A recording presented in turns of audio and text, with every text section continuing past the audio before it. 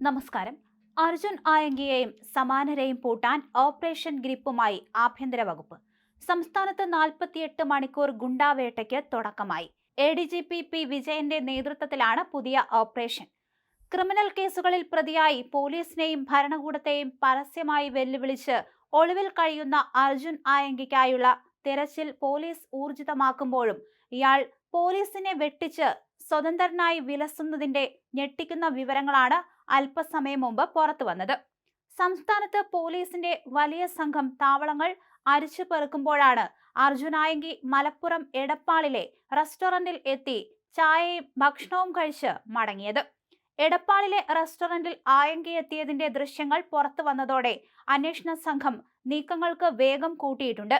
ഇതിന്റെ അടിസ്ഥാനത്തിൽ Tirur DYSP AM സിദ്ദിഖിന് ലഭിച്ച രഹസ്യ വിവരത്തിന്റെ അടിസ്ഥാനത്തിൽ നടത്തിയ മിന്നൽ പരിശോധനയിൽ ആയങ്കിക്ക് ഒളിവിൽ കഴിയാൻ സഹായം വസതിയൊക്കെ ഒരുക്കി നൽകിയ 5 പേരെ പോലീസ് പിടികൂടി.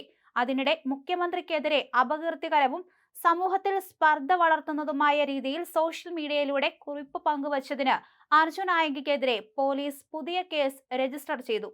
എറണാകുളം റൂറൽ സൈബർ പോലീസാണ് കേസെടുത്തിരിക്കുന്നത്. മനോജ് ജോസ് ആഴകത്ത് എന്നയാൾ സംസ്ഥാന പോലീസ് മേധാവിക്ക് നൽകിയ പരാതിയുടെ അടിസ്ഥാനത്തിലാണ് നടപടി. മുഖ്യമന്ത്രി VD സതീശനെതിരെ പൊതുസമൂഹത്തിൽ അപമാനിച്ച് ലഹളയുണ്ടാക്കാൻ ലക്ഷ്യമിട്ട് സോഷ്യൽ മീഡിയയിൽ കുറിപ്പിട്ടു എന്നാണ് FIR-ൽ വ്യക്തമാക്കുന്നത്.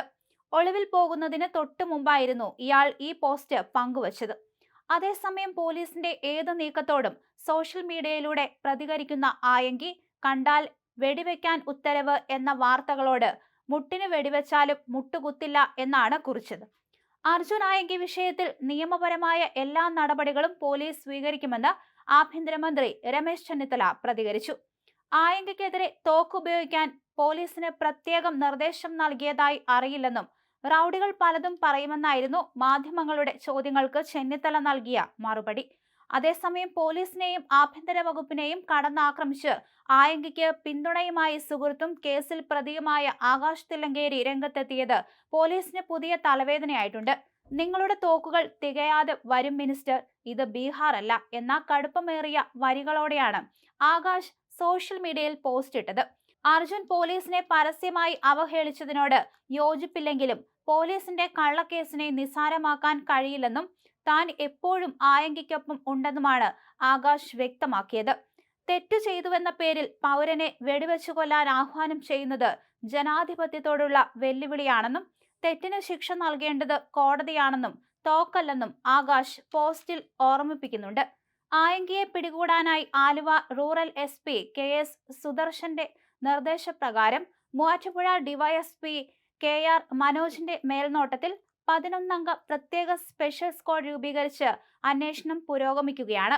Oonnukal inspector BS Adarsh, A Shine Kumar, 2 SI-മാർ, 2 ASI-മാർ എന്നിവരുൾപ്പെടുന്ന ഉന്നത സംഘമാണ് ആയങ്കിയുടെ ഒളിവു താവളങ്ങൾ ലക്ഷ്യമിട്ട് തെരച്ചിൽ നടത്തുന്നത്.